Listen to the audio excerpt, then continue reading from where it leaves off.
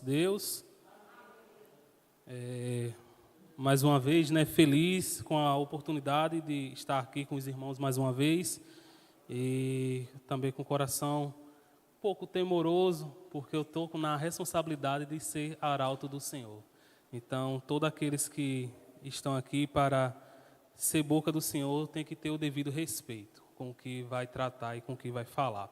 Amém? Então, eu já peço que desde já os irmãos abram as suas Bíblias lá no Evangelho de Marcos, o capítulo 5. Nós vamos estar fazendo a leitura do verso 21 ao 31, porém eu não vou expor todos esses versículos, vou me apegar mais do verso 25 até o 34. Mas eu gostaria que todos os irmãos abrissem no capítulo 5 do Evangelho de Marcos, a partir do versículo 21.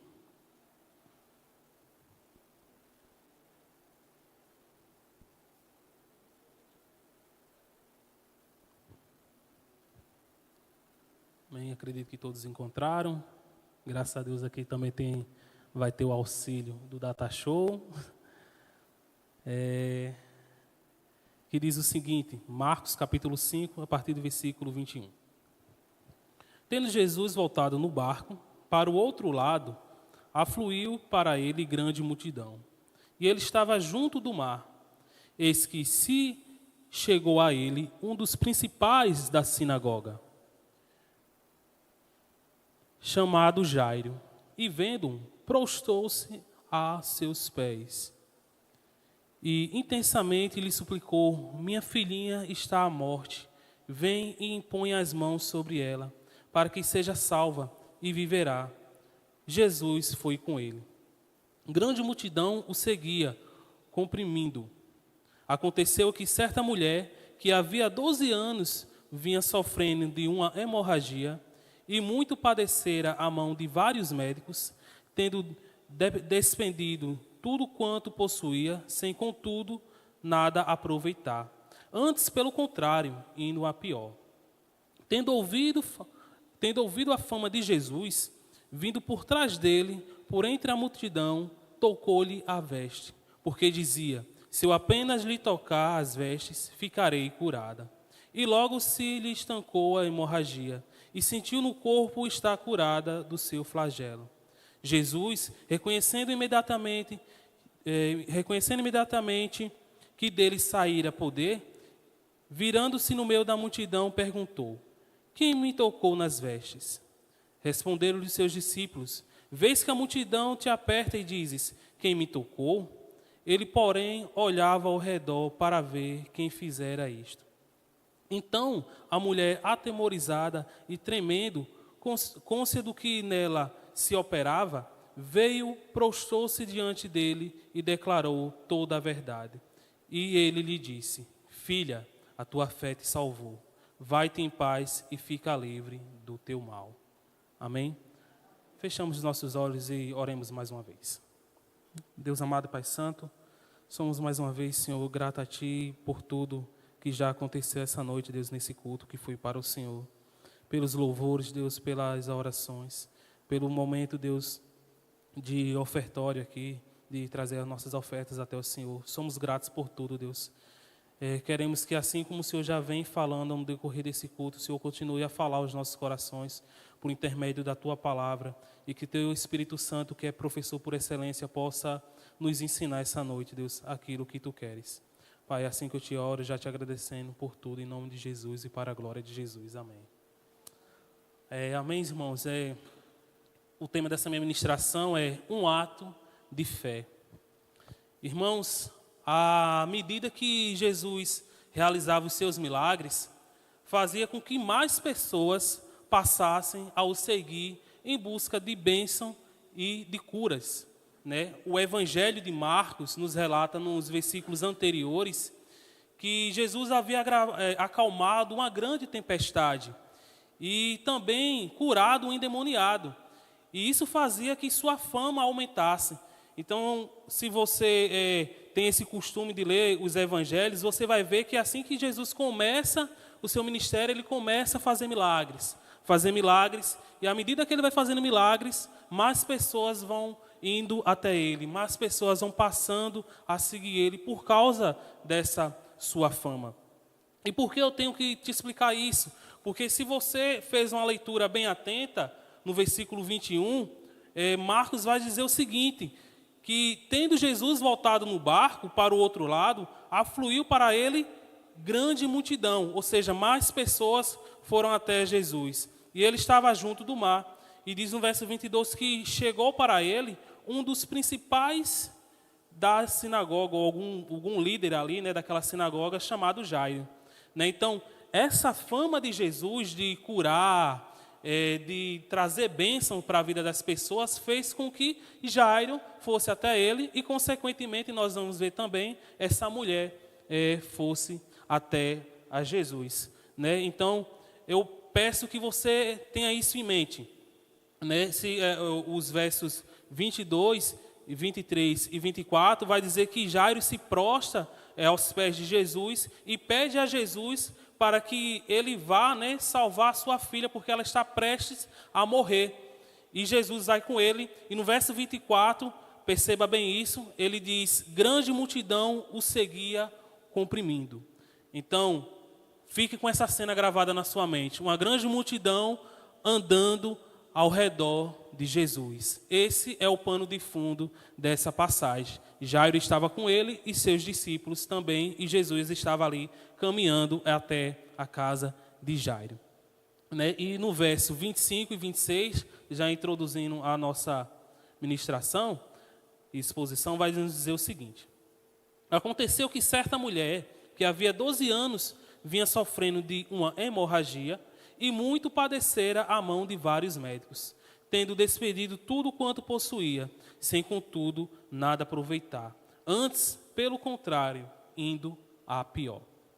Né, o evangelista, ele começa a relatar essa história, né, de uma mulher, que ele não cita aqui o seu nome, nem a sua idade, mas que passava por um problema que já durava 12 anos.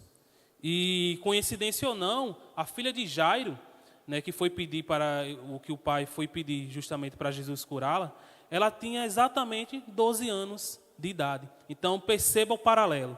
Aquela mulher havia 12 anos que estava passando por uma enfermidade muito grande, e se você depois quiser ler nos versos mais à frente, você vai ver que a filha de Jairo tinha também 12 anos de idade. Então, duas mulheres, né, duas pessoas do sexo feminino, passando por dois problemas distintos, mas os dois necessitavam de um milagre de Jesus Cristo. E essa mulher, irmãos, ela sofreu de uma hemorragia, ou em algumas outras traduções, acredito que na maioria dos irmãos, vai ter a tradução fluxo de sangue, né? Que nada mais era com a menstruação que não parava. Então aqui eu tenho algumas mulheres aqui conosco, né, algumas irmãs, que já passaram ou ainda passam por esse período menstrual. E eu lembro muito bem, eu sou homem, né? Nunca passei por isso, mas eu lembro muito bem, na minha infância, uma tia minha, quando entrou na adolescência, ela tinha um período menstrual tão intenso, mas tão intenso, que ela se contorcia de dor na cama. Ela tinha que tomar dipirona e passava vários dias mal por conta desse período, né, que toda mulher passa. Né? Então, imagine só, irmãos, essa mulher estava passando por isso, não era por um mês, não era por uma semana, porque geralmente o período menstrual dura uns 7 dias, algumas mulheres mais, outros menos, mas eram 12 anos sofrendo com uma menstruação que não parava, que não melhorava. Então, a vida dessa mulher era uma vida muito dura e uma vida muito difícil. E, de acordo com a lei, quando uma mulher estava nesse período, a mesma era considerada imunda, como nos relata o livro de Levítico, no capítulo 15, do verso 25 ao 33. Eu não quero abrir aqui nem pedir para que o irmão coloque, porque são uns versos muito longos, mas ele vai justamente falar sobre isso, né? Sobre o que representava a mulher estar nesse período de menstruação. Né? E tal situação afastava essa mulher do convívio social, pois tudo que ela tocasse era considerado impuro. Então, Levítico vai nos falar que, por exemplo, se uma mulher que estivesse num período menstrual chegasse numa cadeira como essa, se sentasse, aquela cadeira ela era considerada impura. Então, alguém que tocasse naquela cadeira estaria impuro, igual aquela mulher. E tinha um processo para fazer ali, que era se lavar, né, e ia estar impura até o final da tarde, em alguns casos. Em outros casos, essa pessoa estava impura durante 7 dias, ou até passar, né, esse período dessa mulher. Então, a menstruação, para aquele povo ali, era considerado um ato de impureza, um estado de impureza. Tanto é que a mulher, quando passava por esse período, o Levítico também vai nos dizer que ela tinha que oferecer pombos lá como sacrifício por aquele período que ela passou, para que assim ela fosse purificada. Então, ela vivia ali afastada socialmente das pessoas, porque ela não poderia ter contato com pessoas. Está próxima ali das pessoas. É bem parecido com o contexto de um leproso, né? O contexto é bem parecido, né? Além de lhe afastar socialmente, isso também lhe afetava espiritualmente. Por quê? Porque ela não poderia frequentar também os cultos. Como ela estava impura e o local ali de adoração era um lugar santo, ela não poderia se juntar ali na sinagoga para poder cultuar a Deus. Então, isso afetava ela na maneira social e de maneira também espiritual, né? E, por fim, esse período menstrual constantemente lhe afetava fisicamente. Ou seja, como era uma menstruação constante, ela estava perdendo sangue continuamente, a cada dia, isso durante 12 anos. Tanto é que a maioria dos estudiosos vão dizer que essa mulher poderia já estar num estado de anemia, né, estar pálida, porque ela vinha perdendo muito sangue durante 12 anos. E vale ressaltar que naquela época não era igual à época de hoje, que as mulheres têm absorvente, tem até algumas situações que as mulheres tomam uma medicação, né, para parar o fluxo, né, da menstruação. Não, aquelas mulheres colocavam panos, né? E é por isso também que, se eu não me engano, Isaías ou Jeremias vai dizer que as nossas melhores obras são como panos de imundícia. O que é panos de imundícia? É justamente o pano que as mulheres usavam para conter aquele sangue que iam saindo. Então, não era nada confortável para aquela mulher estar com aqueles panos nas suas regiões íntimas durante 12 anos sofrendo com aquilo ali, né? E nós não sabemos se ela sentia dor ou não, né? Como algumas mulheres sentem. Na maioria das vezes as mulheres sentem dores, né? Cólicas, né? E ela estava justamente passando por esse desespero físico, lembre-se, físico, espiritual, social e podemos dizer sim também psicológico. Ela estava bastante abalada.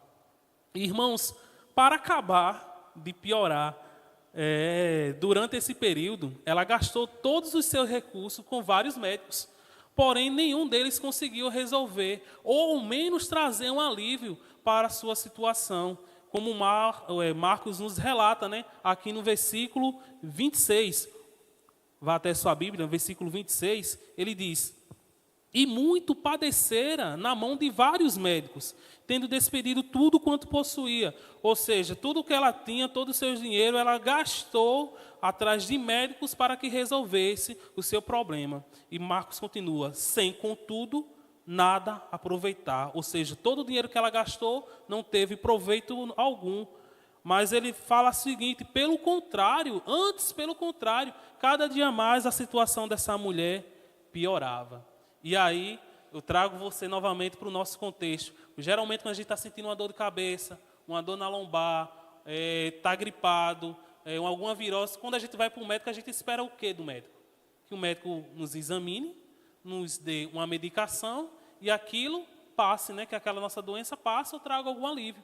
Mas aquela mulher se recorreu a vários, é bem interessante como o Marcos fala, a vários médicos, não foi só um médico, foi a vários médicos, mas nenhum desses médicos conseguiu resolver o problema dessa mulher, né? Pelo contrário, a cada dia mais vinha piorando.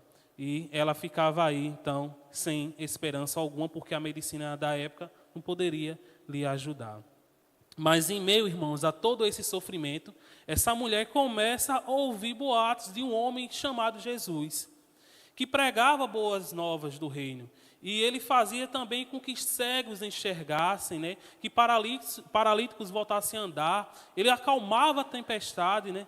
Também. E isso, no seu coração, acendeu uma chama de fé e de esperança. Então, ao ouvir falar sobre o que Jesus fazia, essa mulher teve fé e teve esperança de que ele poderia resolver a sua situação. E o verso 27 e 28, Marcos diz: tendo ouvido a fama de Jesus, vindo por trás dele, por entre a multidão, tocou-lhe a veste, porque dizia: se eu apenas lhe tocar as vestes, ficarei curada. Irmãos, lembre dessa frase que eu vou falar. A fé, uma vez gerada, produz ação. A fé não faz com que você fique parado. A fé faz com que você se movimente, com que você tenha algum tipo de atitude. Então, a fé, uma vez gerada no coração de uma pessoa, ela vai resultar numa ação, numa atitude. E foi isso que essa mulher fez. Ela pensou consigo: se Jesus é a pessoa que os outros falam, né? Se ele é justamente o que os outros falam, eu não posso chegar diretamente nele e tocá-lo. Por quê? Porque, como eu falei, ela estava impura, então ela não podia tocar em Jesus. E, além disso, muitas pessoas o rodeavam, né? O que ia dificultar um contato direto. Ou seja, como tinha uma grande multidão em volta de Jesus, era mais difícil para aquela mulher chegar diretamente em Jesus, tocar na mão de Jesus, abraçar Jesus, ter um contato direto. E isso foram algumas das dificuldades que ela teve para poder chegar ali até Jesus. Mas aí ela teve uma ideia. Aí eu acredito que foi o Espírito Santo de Deus que iluminou a mente daquela mulher. Ela pensou: já sei, eu irei por trás dele e tocarei na ponta das suas vestes e ficarei curada. E, irmãos, note o ato de fé dessa mulher. Porque muitas pessoas ali ao redor de Jesus queriam tocar em Jesus. Aquela mulher só queria tocar, o Evangelho de Lucas vai dizer, na orla das suas vestes. Para você entender, os judeus, né, eles tinham o costume de andar como se fosse com um lençol, digamos assim, por cima da cabeça, e naquele lençol, alguns deles tinham algumas coisas bordadas na ponta. Não sei se vocês que é do interior, ou até daqui também da região, vai lembrar. Antigamente vendiam uns lençóis que eles tinham tipo uns fiapozinhos assim, soltando neles, né? Não sei se vocês se lembram, lá no interior vendia muito. Então era como se aquela mulher não quisesse tocar nem diretamente na veste de Jesus, mas para ela só tocar naquele fiozinho que tinha saindo do manto de Jesus, já para ela era suficiente. Ela entendia que se tocasse nas orlas da veste de Jesus, ela seria curada. E isso é um ato de fé. Isso é um grandiosíssimo ato de fé. Porque muitos queriam falar com Jesus, como eu falei, muitos queriam tocar Jesus. Aquela mulher só queria tocar na orla da veste de Jesus, porque ela sabia que Jesus tinha poder para curá-la daquela enfermidade. E, irmãos, esse ato de fé foi recompensado. Leia o versículo 29, que diz: e logo se lhe estancou a hemorragia e sentiu no corpo estar curada do seu flagelo. Note que Marcos, no início do versículo 29, ele não diz que depois de algumas horas essa mulher foi curada, ou depois de alguns dias, ou depois de alguns meses, mas imediatamente. Nas traduções de alguns irmãos, que vai ter imediatamente, na minha tem escrito logo, e logo, né, que quer dizer a mesma coisa, de imediato aquela mulher foi curada. O que nos mostra, irmãos, que quando Jesus quer mandar embora tudo aquilo que nos aflige, não importa quanto tempo nós passamos, só basta Ele querer. Não foi assim que Ele fez com o mar agitado? Os discípulos estavam lá, desesperados com aquele mar agitado, e Jesus diz o quê? Evangelho de Marcos, no capítulo 4, versículo 39, diz o seguinte: acalma-te, emudece. E o que é que o mar fez? O vento se aquietou. Então, quando Deus quer, Ele traz a solução para o problema de imediato. Né? E antigamente, quando eu participava de igreja pentecostal, tinha muita gente com o segredo da vitória, né? Não sei se vocês já escutaram essa conversa. O segredo da vitória é ficar na porta, O segredo da vitória é não desistir. O segredo da vitória é o jejum. O segredo da vitória é não sei o quê. A Bíblia nos fala que o segredo da vitória tem um nome. O segredo da vitória é Jesus. Não há outro segredo para conquistarmos aquilo que nós pedimos a Deus, senão a fé depositada em Jesus Cristo. E prosseguindo, o verso 30 e 31, Marcos continua a relatar. Jesus, reconhecendo imediatamente que dele saíra poder, virando-se no meio da multidão, perguntou: quem me tocou nas vestes? Responderam-lhe um dos seus discípulos, que a gente vai ver em Lucas, que é Pedro. Aqui tem falando, responderam seus discípulos. Vê que a multidão te aperta e dizes: quem me tocou? A pergunta que Jesus faz parece soar de certa maneira como uma pergunta tola, Tanto é que justamente no Evangelho de Lucas, Pedro vai falar de maneira até rude com Jesus. Aqui, como eu falei nessa minha tradução, diz que os discípulos... Por que diz aqui os discípulos? Porque na maioria das vezes, Pedro era o cabeça dos discípulos em alguma situação. Então, os discípulos, tendo Pedro como cabeça, foram ignorantes, de certa parte, com Jesus. É até uma coisa, assim, uma pergunta tola, A gente também tivesse aqui, eu acho que nós poderíamos pensar a mesma coisa. Acho que eu, particularmente, eu chegaria para Jesus e dizer assim: Jesus, é mais fácil te perguntar quem não te tocou do que quem te tocou.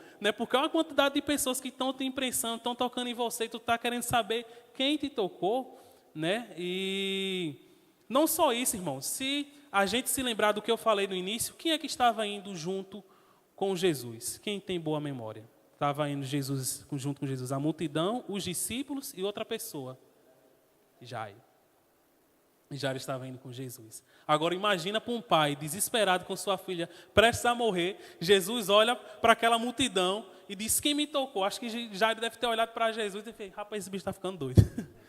Esse bicho está ficando doido. Minha filha está prestes a morrer, tu está preocupado quem te tocou no meio de um bocado de gente que está te tocando. Dá para entender o pano de fundo da coisa? Então, assim, eu acredito que no coração de Jairo teve essa preocupação, porque se a gente for ver nos versos futuros, se não me engano, é o versículo 35, chegam algumas pessoas para falar com Jairo ali, dizendo que a filha de Jairo morreu. Então, o que é que Jairo pode ter pensado? Se Jesus não tivesse preocupado com quem estava tocando ele no meio dessa multidão todinha, tinha dado tempo dele ir na minha casa, salvar minha filha e voltar para aqui de novo para ficar procurando essa pessoa que tocou ele. Então, a gente percebe, estou alegorizando o texto, obviamente que não é isso que Jairo pensou, mas imagina aí o desespero de Jairo também no meio daquela situação.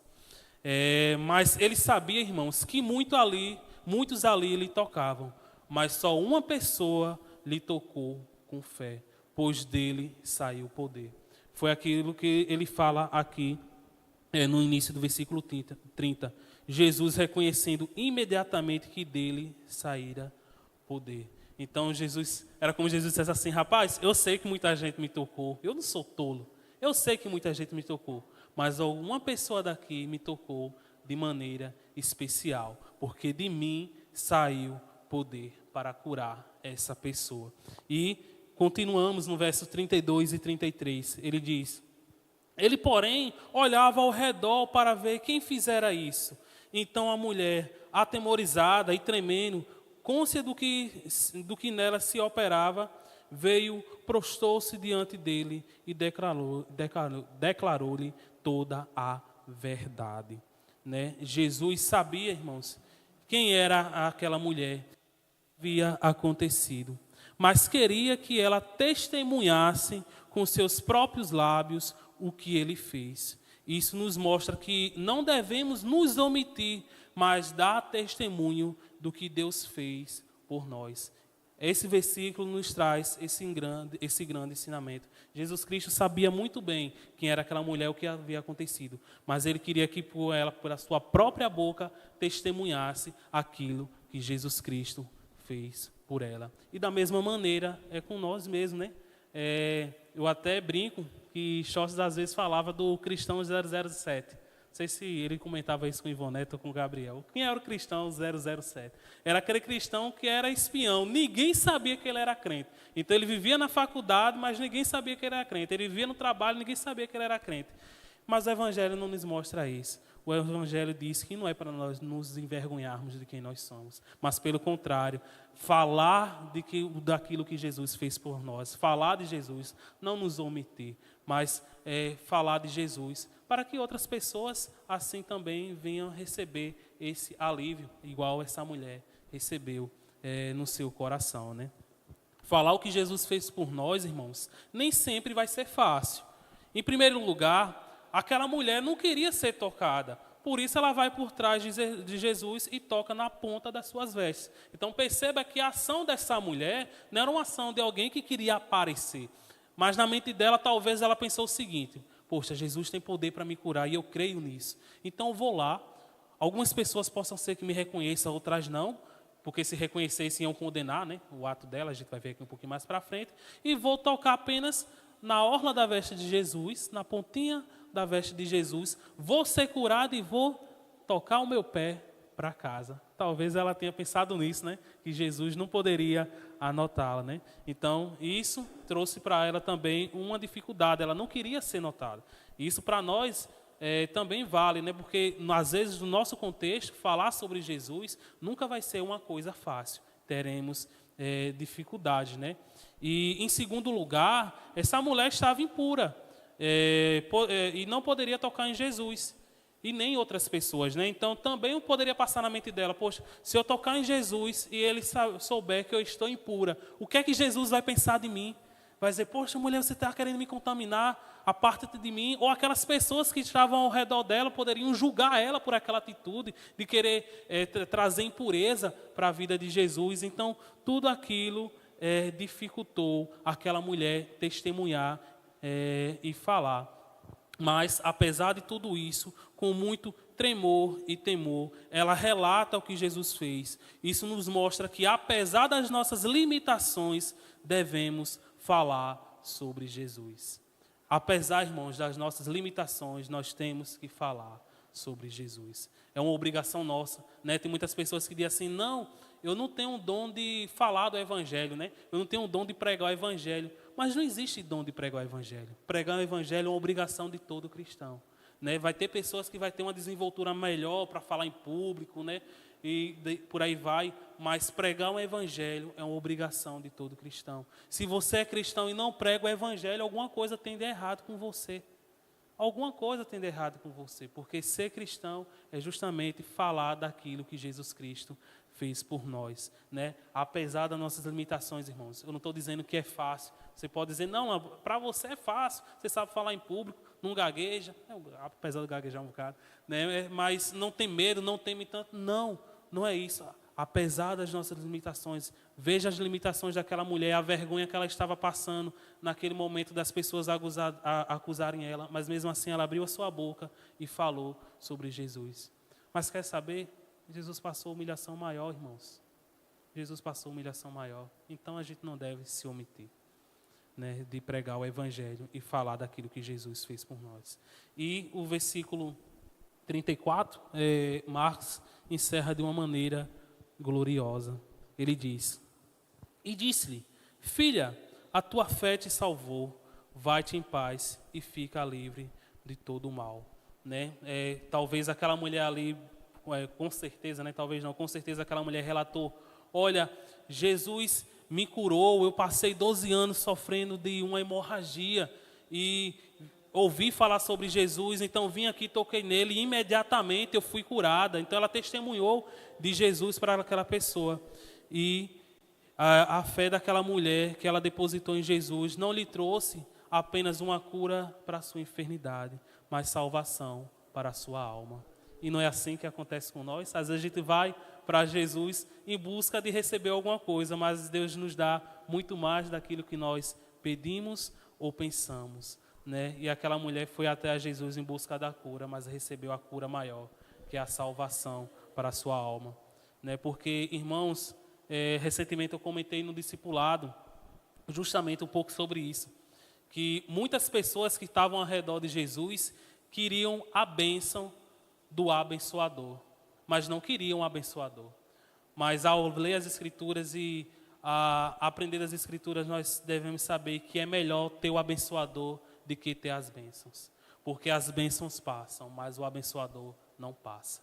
Né? Então, tem muitas pessoas que estão correndo atrás de Jesus por aquilo que Jesus pode dar e pode oferecer para ela. Mas cresce de que o que nos basta é a presença de Jesus conosco. Nós precisamos é da presença de Jesus, não é das bênçãos de Jesus. Né? Como ele fala bem para Paulo, né? A minha graça te basta. Nós precisamos apenas de Jesus Cristo.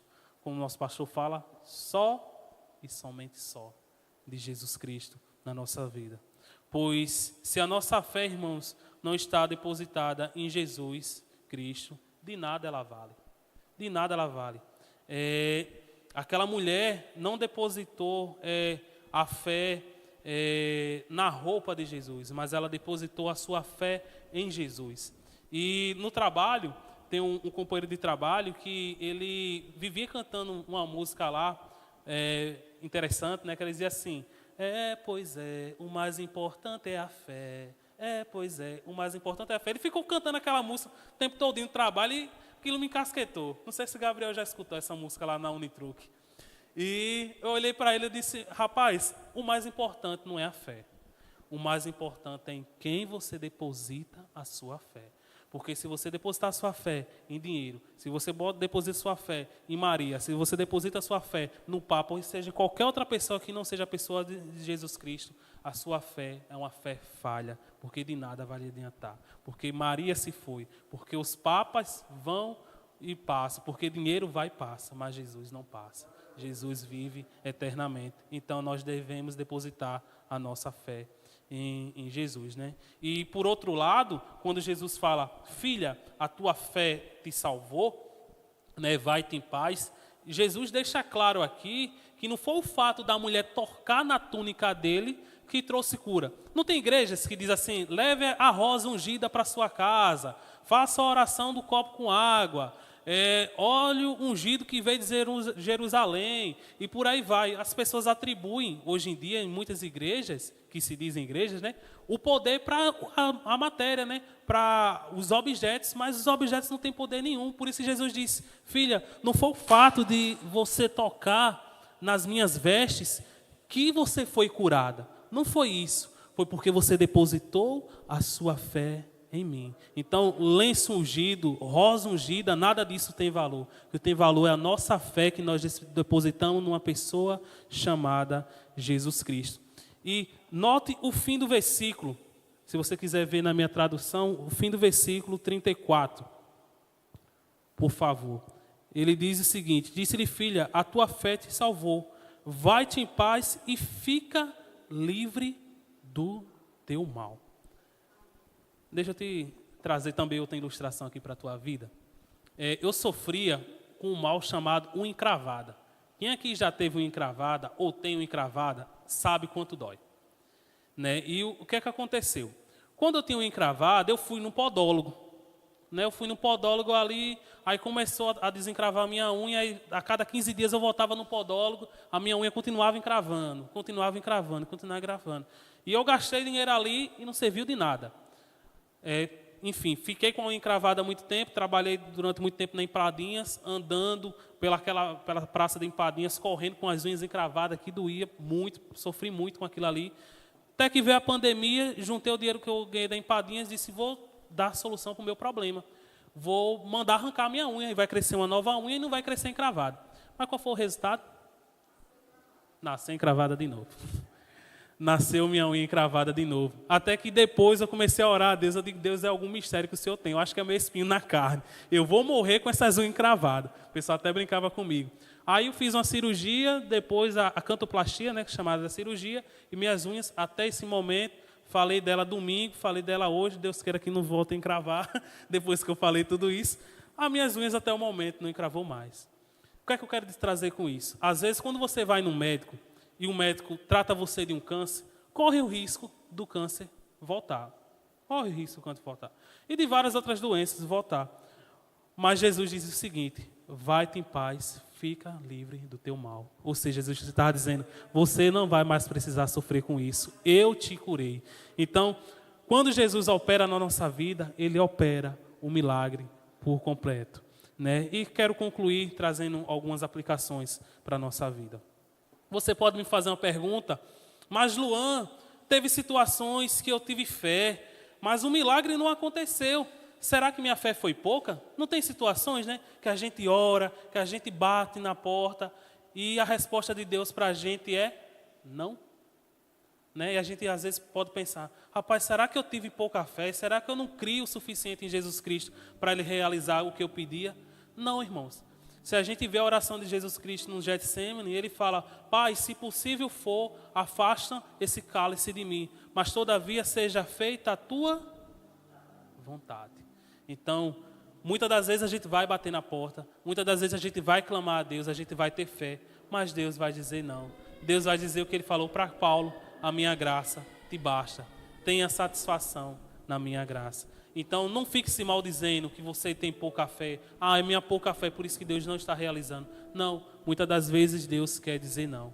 E aí o importante da gente querer o abençoador e não as bênçãos, porque se a gente quer as bênçãos do abençoador e o abençoador não abençoa, o que é que a gente faz? Vai-se embora. Mas se a gente quer o abençoador e quer a presença do abençoador, a gente fica com ele, independente da bênção vir ou da bênção não vir. Em segundo, aquela mulher teve esperança e fé, devido a alguém ter falado de Jesus para ela. Então devemos falar de Jesus para outras pessoas, pois a fé vem pelo ouvir. Perceba no início do verso 27, ele diz, tendo ouvido a fama de Jesus, ou seja, alguém falou de Jesus para aquela mulher, como alguém falou de Jesus para a gente. Então nós devemos falar de Jesus para outras pessoas, né? A fé vem pelo ouvir. Devemos permanecer falando de Jesus para outras pessoas, para que assim elas venham ter fé. E por último, para você que passa por algum tormento que parece não ter fim, creia que Deus pode fazer. Deus pode fazer. Muitas das vezes a gente está passando por uma encravada que está há mais de 4 anos e a gente olha, meu Deus, será que eu vou morrer com essa unha encravada? Deus pode fazer. Deus pode trazer cura. Basta Ele dizer, basta. E a situação é mudada de uma hora para outra. Seja cura emocional, seja cura física, seja financeira, seja em qualquer área. Né? Nós hoje temos a maior cura, que é a espiritual, né? Que é a da salvação. Mas Deus sim pode trazer cura para outras áreas que nós precisamos. Então não deixe de crer. Deus pode fazer. Amém? E desde já eu agradeço essa oportunidade em nome de Jesus.